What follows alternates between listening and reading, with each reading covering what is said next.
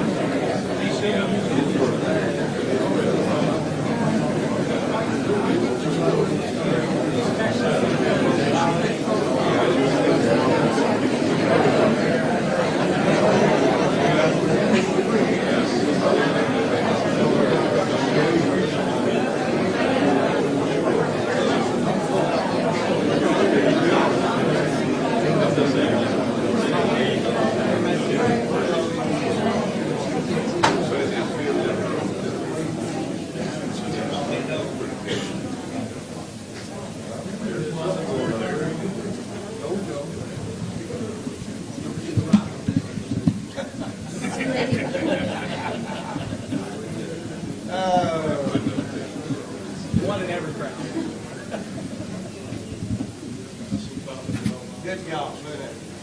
That's almost perfect. 4 inches on the left. That's right.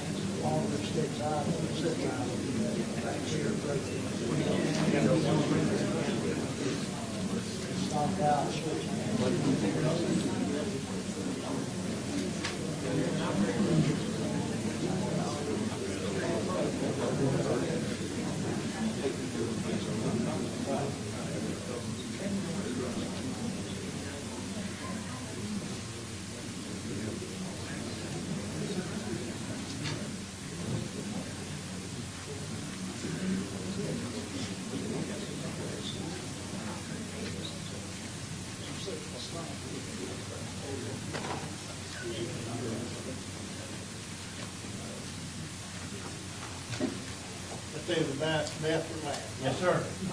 How you doing? Good.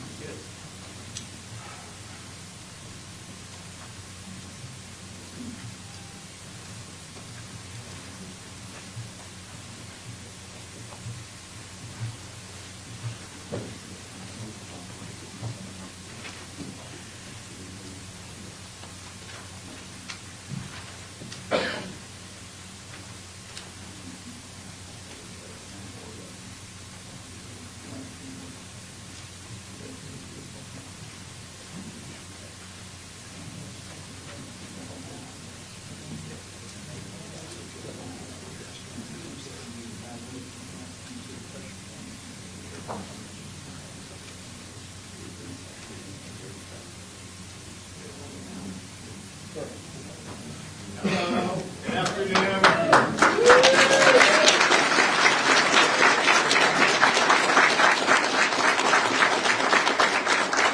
Well, thank you so much. It's great to be back in Lake City. I hope you all are doing well. We've got a really exciting announcement here today about, well, you probably figured it out, about rural infrastructure, which builds off a lot of the support that we've provided, certainly since I've been governor. Joining us here today is your FDOT Secretary, Jared Perdue. We also have Director Shane Morgan from Columbia County. And then Levy County Chair Desiree Mills, and we're also pleased to be joined by several officials from Columbia, Levy, Madison, and Suwannee counties. So I want to thank all of you for coming and thankful for what you're doing to make Florida continue to be great. As many of you know, Florida has grown significantly in recent years. Really, I mean, we've grown for many decades on and off, but certainly in the last 4 or 5 years, we've had a lot of migration into the state. Not because I'm asking, mind you. I'm fine. We've got great people. I mean, we don't necessarily need, but the reality is people have viewed Florida as a place where they could have a high quality of life.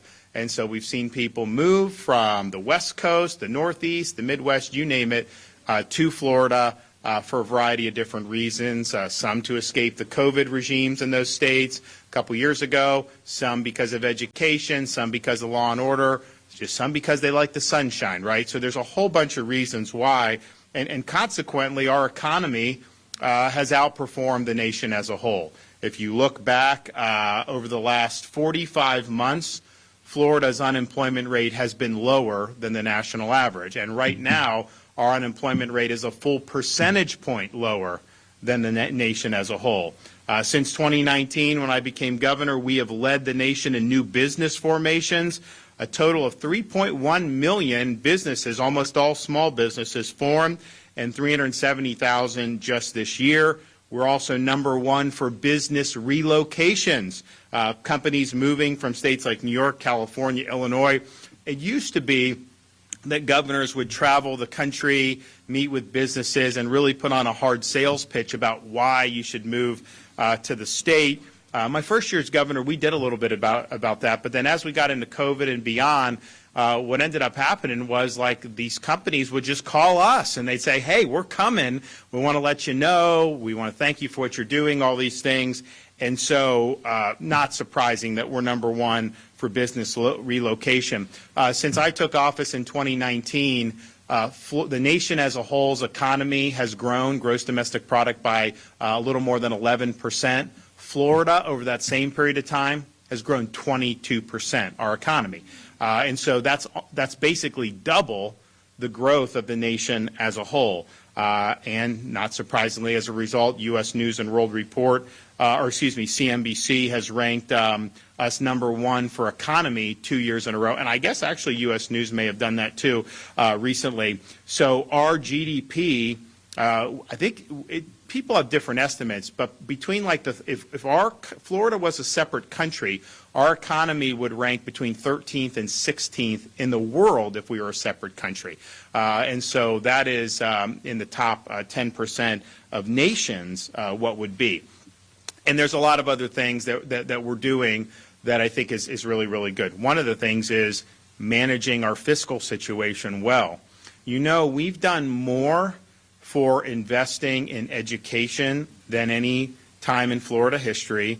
We've raised teacher salaries every year for the last 4 years. We have universal school choice. We have more per pupil going to schools than we've ever had in Florida history. We've also done more for infrastructure and transportation. Our budget for FDOT is the highest in Florida history. We've also done things like I'll mention in a minute, moving Florida forward, where we did a big influx of cash to be able to accelerate a lot of these projects that are really, really needed because the state's growing. We've done more for environmental stewardship, restoring everything from the Florida Everglades to our springs to our beaches, and had historic investments. And yet, while we're doing all those really big things, this year's budget, we're actually spending less than we did last year overall. We're actually cutting taxes by $1.5 billion, and we've accelerated the repayment of the state's outstanding debt. So if you look from the history of Florida in the 1840s till the present, till I became governor in 2019, all the debt that had been accumulated by the state of Florida, we've retired 36% of it just since I've been governor, and we're doing even more this year's budget. We have a program that's continuing that we started to accelerate repayment even more. So we now have the lowest per capita debt of all 50 states in the United States. I mean, that's pretty good. That's certainly not what they're doing in Washington. So it just shows you can be a good fiscal steward, you can pay down debt, you can cut taxes, you can even reduce overall spending while still making major investments in the things that Floridians really care about, which brings us to why we're here today. We have over 23 million people now in the state of Florida. We have industries that really rely on us continuing to modernize and taking care of our infrastructure, whether it's agriculture, whether it's trucking, whether it's shipping. We need to do this, and Florida's rural communities are a big part of that in terms of how the economy functions. We know that there's a lot of things that need to be done in some of the more urban areas, and we've done a lot for that. But I don't think any administration in modern Florida history has done more to bolster rural communities throughout the state of Florida than we have. Just over the past year alone, I've awarded $90 million through Florida's Rural Infrastructure Fund to our rural communities. Since 2019, I've done over $257 million through the Job Growth Grant Fund, which is not only for rural, it's for everywhere, and we've done a very big mix, but we've made a huge impact on some of our rural communities by doing those Job Growth Grant Funds, and so we're proud of doing that. I also mentioned moving Florida forward. We recognize that just to keep our head above water, we needed to be doing more for infrastructure with the population growth. And hopefully, if we really made a big investment, we can get ahead of some of this and actually alleviate some of the traffic that we see in different parts of the state. And so we launched Moving Florida Forward in 2023. This effort, and thanks to the support from the legislature, has expedited 20 major interstate and roadway projects aimed at reducing congestion to address Florida's expanding population. Now, you look at how the federal government spends money. They will appropriate tens of billions of dollars and build like 3 electric charging stations. I mean, they'll do things that are just crazy on how the money's being used. So we have secured billions of dollars in funding to accelerate these projects. One of the biggest one is the lane expansion and interchange reworking along the I-4 corridor. For those of you who have ever traveled from Tampa to Orlando, on that, you never know when you'll just be stopped. There's certain parts of the state where there's going to be rush hour traffic, and we want to work to alleviate that. That is a stretch where you could be at any hour of the day, and you could just end up stopped. So that's a major, major effort. These projects are all ahead of schedule. They have funding.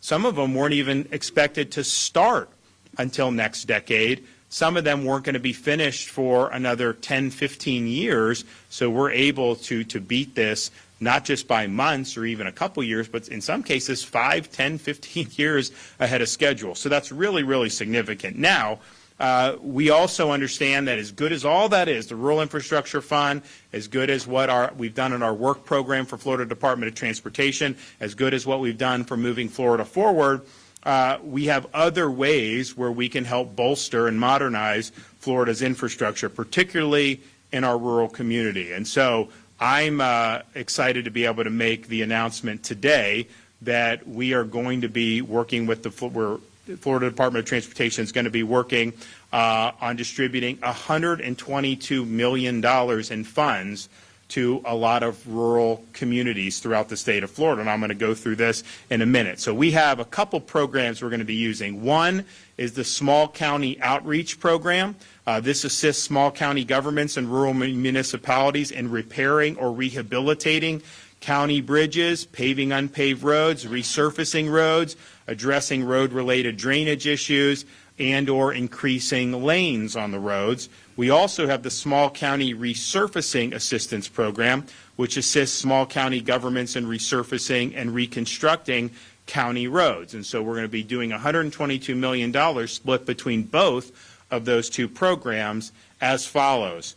$4.25 million for Bradford County, $5.24 million for Calhoun County, $2.5 million for Citrus County, close to $1 million for the rural part of Collier County, almost $3 million for Columbia County, $2.3 million for DeSoto County, $2.5 million for Flagler County, $1.9 million for Gadsden County, $2.2 million for Gilchrist County, $2.3 million for Gulf County, $594,000 for Hamilton County, $1.1 million for Hardy County, $4.6 million for Hendry County, $4.8 million for Highlands County, almost $1.5 million for Holmes County, $1.5 million for Indian River County, $4.3 million for Jackson County, $1.8 million for Lafayette County, $2.5 million for Levy County, $7.7 million for Liberty County, $1.45 million for Madison County, $1.55 million for Martin County, $2.2 million for Monroe County, $2.04 million for Palm Beach County, rural parts of that, $9.12 million for Putnam County, $2.2 million for Sumter County, $3.6 million for Suwannee County, $2.6 million for Taylor County, $3 million for Union County, and $6.4 million for Washington County. So that is going to make a difference for these communities, particularly the municipalities and the county governments. Now, they're going to be used in a different ways. So here's a few examples. In Columbia County, the funds will support resurfacing Southwest Burley Road from County Road 242 to County Road 252. In Levy County, they will go towards widening and resurfacing County Road 346 from US 19 to US 129. In Madison County, funds will be used to reconstruct Old County Camp Road from Tompkins Avenue to Byrd Avenue. In Suwannee County, they will support the widening and resurfacing of County Road 250 from 193rd Road to State Road 51. In Putnam County, the funds will go towards resurfacing County Road 315 from the Marion County line to County Road 310. Now, these awards allow the Florida Department of Transportation to fund projects that support infrastructure for evacuation and emergency preparedness, enhance safety on state-owned rural highways, and to strengthen rural communities. And with today's announcement, I'm happy to note that since 2019, Florida Department of Transportation has provided more than $1.2 billion in direct assistance to rural counties with critical transportation projects. So that's a job well done, and that's been very meaningful.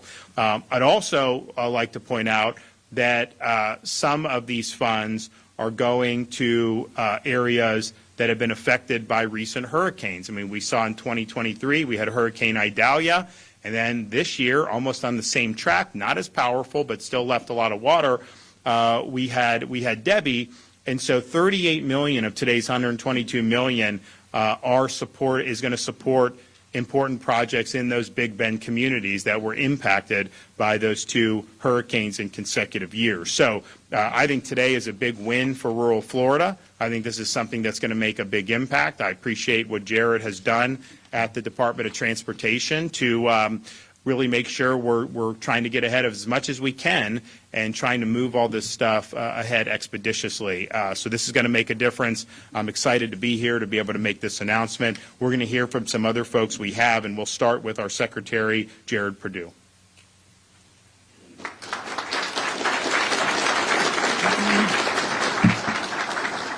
Thank you, Governor DeSantis, for your continued leadership. Really proud to be here today with you to announce this $122 million investment in rural communities as part of your Focus on Florida's Future budget. As a resident or someone who grew up in a rural county in Florida, I'm from the Panhandle, I'm very grateful for the governor's continued leadership, and really he understands the importance of rural communities in the state of Florida. I'm proud to be serving as the secretary and have the opportunity to continue making those investments in our rural counties. And you heard, as part of our Small County Outreach Program and Small County Resurfacing Assistance Program in the budget, there's $122 million of investment. Since 2019, I just want to repeat this, we have invested nearly $1.2 billion as part of these 2 programs in our rural communities, and that is really thanks to the governor's leadership. So thank you, Governor, for that. It's really due to the governor's leadership and the continued support of our legislature year in and year out, really understanding that transportation infrastructure is critical and has a direct impact on your quality of life, and also has a direct impact on our economy and helps us grow in a way that maintains that quality of life for many years to come. It's been an honor to roll out the governor's Moving Florida Forward initiative, and you heard some of the projects we're doing. I-4 in Central Florida specifically, we don't know when that project would have been funded. That project alone is a $3.4 billion investment. If the governor had not led and invested the $4 billion of general revenue surplus, that project would have been years in the waiting. And so really grateful for his leadership and grateful that the legislature funded that initiative. We have a long-standing partnership with our rural communities at FDOT. We really, truly appreciate the relationship, the partnership. As you heard, many of our rural communities, these last 2 hurricanes, Hurricane Idalia, Hurricane Debbie, really suffered pretty bad impacts from both of those storms. Even though Debbie was not as strong of a storm as Idalia, it still had significant impacts, especially with rainfall in some of our rural cities and towns. And really, we were very happy as FDOT to step in, and with the governor's leadership, we're able to come in and help our rural communities with clearing roadways, with removing debris, helping the power restoration effort, and really help these communities get back to normal as quickly as possible. I'm really proud of our District 2 team here in the North Florida region who have helped many of our rural counties recover, and we've even had missions like clearing school bus routes so our kids can get back to school on time and safely. So really proud of what our team at FDOT has done here, and really thanks to the governor's leadership in enabling us to help our rural communities in their greatest time of need. So with that, again, Governor, thank you. These investments are truly tremendous. I know they're going to be very impactful for these rural counties, and we're excited to roll those out. Thank you. Thank you. All right, Shane Morgan, Columbia County.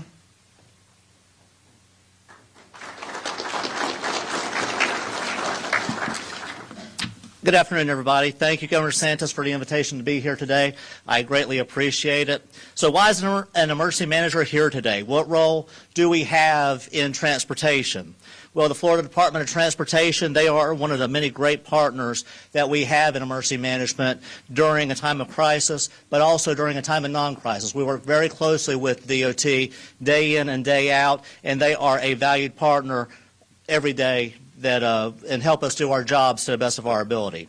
Thousands upon thousands use the roadways within Columbia County and also our surrounding areas on a daily basis. Having access to infrastructure is extremely important for many reasons. It could be residents driving the roads for errands, going to work or school, making memories with family and friends. They're used in a number of different ways, as we all know. That dependence, though, it escalates during times of emergency. Transportation infrastructure is key because we may need to evacuate residents out of harm's way. We may need to move personnel, equipment, other vital supplies into impacted areas, not to mention we may need to get responders into areas where search and rescue is a priority. Emergency management is made up of 5 mission areas. We have preparedness, prevention, response, recovery, and mitigation.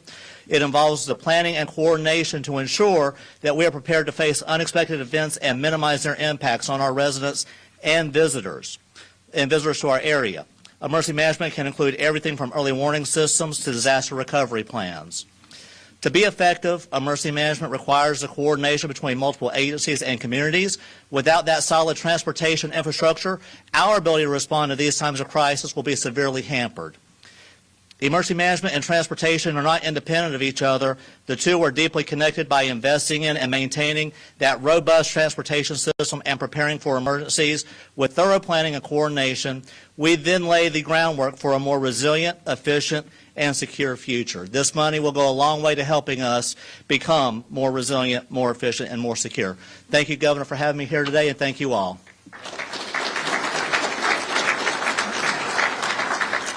Okay, Desiree Mills, Levy County Commission.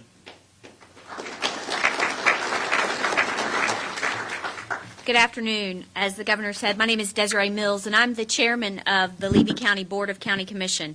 I'm excited to be here today and excited to be receiving an award for infrastructure for rural Levy County.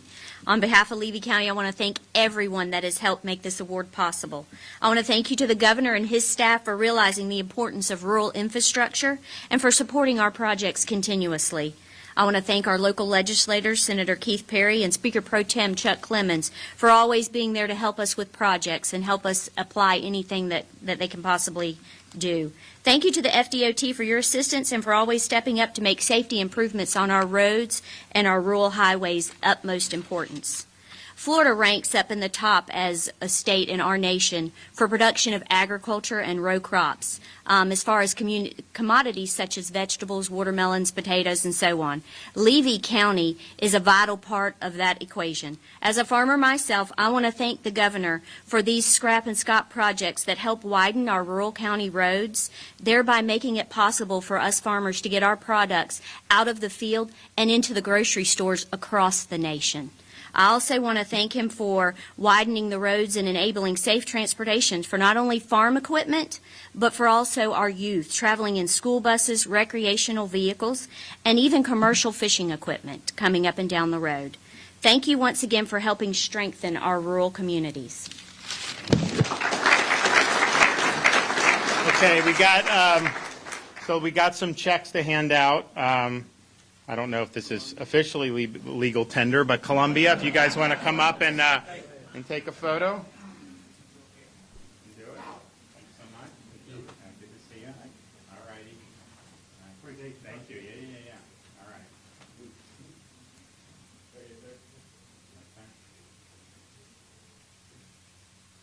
Good deal. Congratulations. Yep. Absolutely.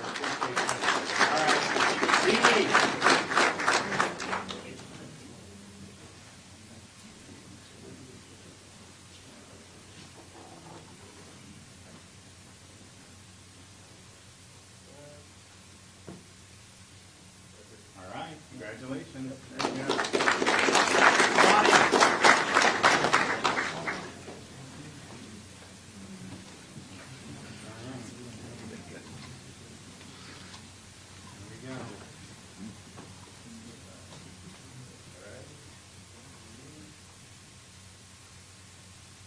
All right.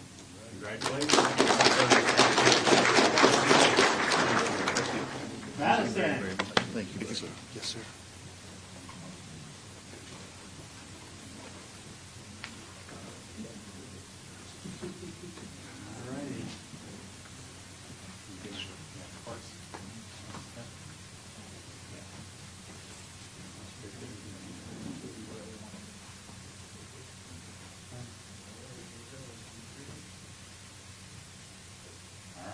Take it away.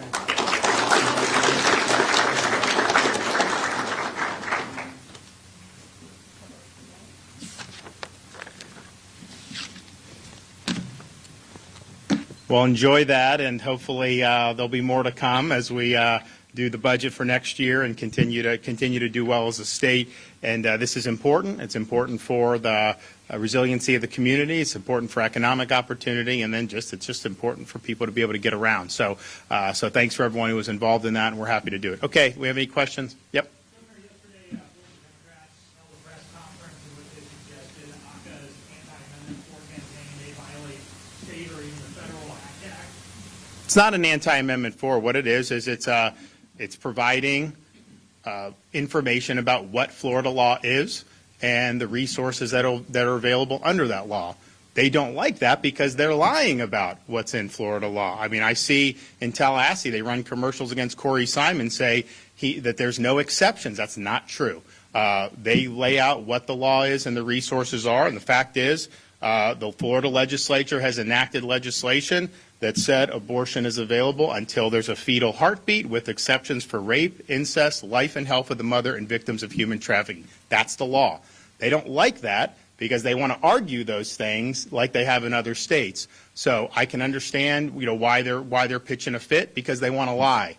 We have a responsibility to tell the truth about what the policies are in the state of Florida, and that is 100% accurate.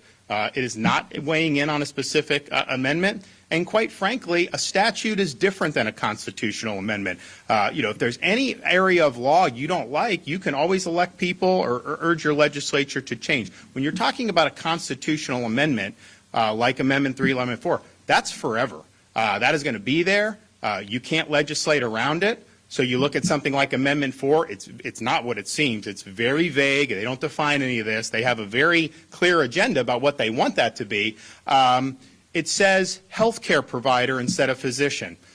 Now, that maybe you just glance at it. That's a huge, huge change. That is going to mean you don't even have to have a medical license to be able to be green lighting late-term abortions all the way up to the moment of birth. That's insane. I don't think any other state has done that. That's in that amendment.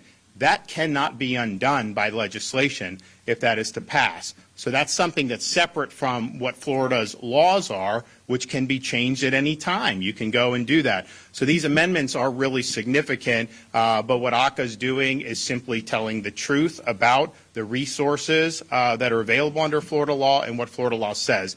They don't like that because they want to lie. And I would just say, if they're lying to you, these left-wing groups are lying to you about what their amendment means, about Florida law, why would you trust them to vote for this left-wing amendment? It doesn't make any sense. And so we understand why they're upset because they wanted to be able to lie and get away with it. And I think actually some of these ads should be taken off the air because they're totally contrary to what statute is. But I think voters are going to be able to figure this all out, and they'll know kind of what the facts are and what the narrative is. As a follow-up to that, there's certainly a negative perspective on ACA's website saying things like Amendment 4 puts women's health at risk. It doesn't come off as super objective. Well, but I mean, here's the thing. How many people would say that displacing the role of physician would not put health at risk? Of course it would. People make money off this industry. We live in a region of the country where you have largely very strong pro-life legislation across the Southeast. If this amendment were to be enacted, you would absolutely have people coming to Florida for this purpose. And if people could make money, non-physicians could make money to be involved, they will do that. And the legislature's hands are going to be tied.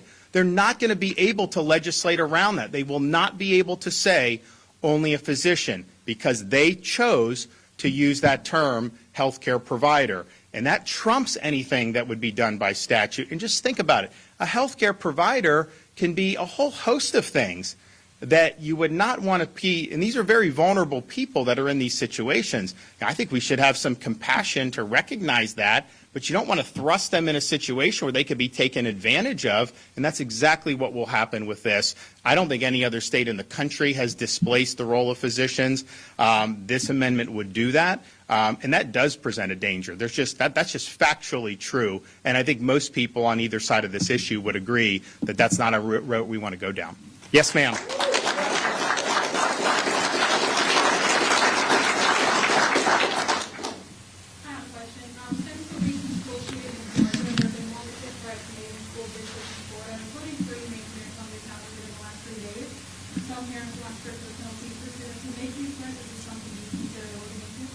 I would. I think that we've taken school safety very seriously. I think most people remember the Parkland shooting in 2018. That was the year before I became governor.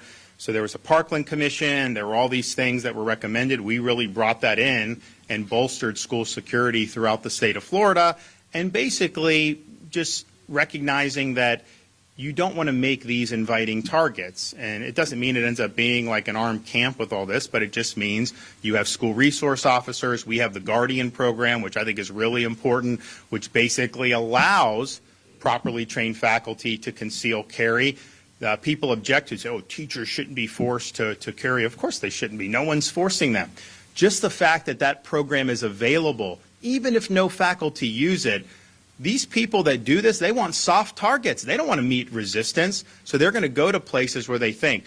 So what Florida's done we've put a lot of resources into it. We've taken all this very, very seriously, and I think we're going to continue to do that. We have done things like behavioral threat assessment, where you try to identify some of these people before something like this happens. For example, in Parkland, when that shooting happened, before there was any even news about it, the people in that community knew it was this guy. They just knew it because he had been behaving in a certain way for so long, and they kept passing the buck. No one wanted to hold him accountable. So yes, you take these threats seriously.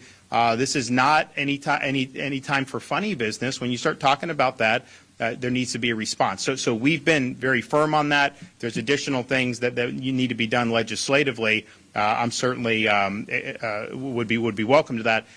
This thing in Georgia, I mean, we believe that your Second Amendment rights are really important for protection. People obviously in Florida use it. There's all kind of sporting activities. It's a family tradition. A lot of times there's a whole host of things that go in with firearms. But to have a kid that's 14 that's had that much trouble mentally, that has been in and out of the FBI was even looking at him the year before, and then to have that parent just give him that rifle when he was too young to have it, but certainly not of proper mind and behavior to have it, that parent is being prosecuted. And look, that's something that was a negligent, derelict act on behalf of that parent.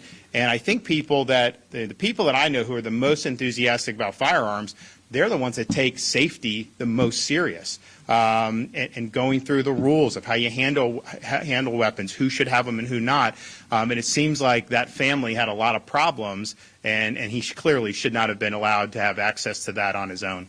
Governor, is there any chance this Department of State investigation into the petition fraud, that could put amendment towards standing on the ballot risk? I don't know the answer to that. I don't know what the rules are about that. I think we had reports about this one group that was getting the petitions. They had submitted petitions on behalf of dead voters. That has been substantiated. We now know that there are signatures that have been accepted by some of the supervisors that don't match the voter file. So they are investigating this, as they should. Our tolerance for voter fraud in the state of Florida is zero. That's the only thing you can do, is to have zero tolerance. And we want everybody to participate, but we can't be in a situation where people are trying to short-circuit the process by submitting invalid petitions, by having, we're doing a lot to clean the voter rolls. We have prosecuted people in Florida who were illegally in the country and somehow registered to vote in the past. Down in Broward County, there's a guy. He said, they told me to register. They said, it doesn't matter. No, it matters. And everyone needs to know in Florida, our Constitution says only U.S. citizens can vote. That's the way it's got to be. So we want to make sure that all those laws are upheld. Of course, since I became governor, we've taken this more seriously. We have in the Department of State an office devoted to policing election crimes. They have uncovered prima facie evidence of invalid petitions and fraudulent petitions, and they're referring it over to law enforcement. So people will be held accountable, but I think that's what we know for sure. I don't know the extent of it, to be honest. Clearly, you need to get a certain number of petitions to qualify, and most people get more than that. What is the delta from that? And I don't know that we know the answer to that, but clearly they've been able to do this, and I think people just need to know, particularly going forward, that you will be held accountable if you're doing this. And some of these people, we have a law in Florida. You can't pay these people per petition, right? Because that creates all kinds of bad incentives. So you can pay people to do it, but it's got to be hourly. And they were being paid per petition. There have been evidence that have come out for that. So I think this has been really seedy, what's happened in this whole industry with the petitions, not just limited to this amendment. And there was a lot of complaints, and I think they acted appropriately to investigate it, and the investigation continues. But I can tell you, if people are found to have committed fraud, they're going to be held accountable, and you could just take that to the bank. Governor, whose idea was it for OCA to publish a website about Amendment 4, and why is it being pushed out now? I don't know whose idea it was. I mean, I think the reality is there was a lot of people in Florida that didn't know what the law was, didn't know the resources that were available. And part of, this agency's involved in that issue, having an education so people just know. They know where they can get the facts, and they can make their own judgments about what they think about the programs available or the different legal principles that are at stake, as they have a right to do. But the facts do matter, and it does matter what is actually in Florida statutes and what your elected representatives have actually saw fit to enact. And I think that that's different from some of the phony narratives that get put out there. So it's useful to be able. We got to be rooted in facts. We got to be rooted in truth, especially when you have. I mean, any debate you have, you debate what the legislature is going to do. You debate what this is going to do. It's important. People that are objecting because it's an impediment to them lying about Florida law. They want to be able to lie. They want to be able to say no exceptions. That's not true, but they want to be able to say it. And so this is an impediment to them because people will actually maybe look and say, oh, this is what the law is. Okay, well, why are they telling me differently? Why wouldn't they just be honest about that? But that's kind of, where they find themselves in. So I think that telling the truth matters. I think our agencies need to be rooted in that, and I think that's exactly what it is there. There's not a single thing that they're pointing out that is inaccurate. You can go right to the statutes, and you can look for that, and that's just the reality of it. So.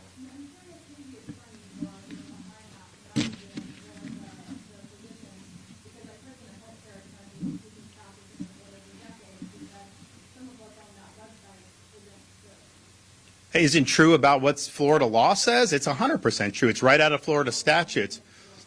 Well, I think that's the interesting thing about this is so vague. They didn't define any of the terms. It's really an invitation. What it does is it takes power away from the people to be able to decide this through elections and who they elect to office and who legislates, and it effectively puts it in the courts, where people are going to there'll be 25 years worth of lawsuits on what any of these terms mean. They did not see fit to define one single term that's in there. They didn't define healthcare provider. They didn't define health. They didn't define viability. None of this stuff was defined. So there's going to be people that are going to have interpretations that may be different, but how do they know? It's not defined. They can't say what is what on this stuff without having definitions. And that's the point. These amendments, they're supposed to be citizen initiatives. What they've turned into is special interest initiatives. So Amendment 3 is the corporate marijuana amendment. That has been funded over $80 million by one big marijuana company, Trulieve. So ask yourself, why are they putting in 80, maybe end up $100 million? Are they just doing that because they want to be good citizens and participate in the process? No, they're doing it because they're hot wiring the amendment so that they can profit from it. For example, the amendment says that you have basically a big weed cartel of incumbent companies that are allowed to grow it and sell it. You're not allowed to grow it in your backyard, so they say you'll have a right to possess and smoke marijuana more than any other state allows, but only if you buy it from them. And oh, by the way, they've given themselves total immunity from civil liability. That's never been done before, in my knowledge, in Florida's Constitution. So that's what they're doing with that, because they're going to benefit from that.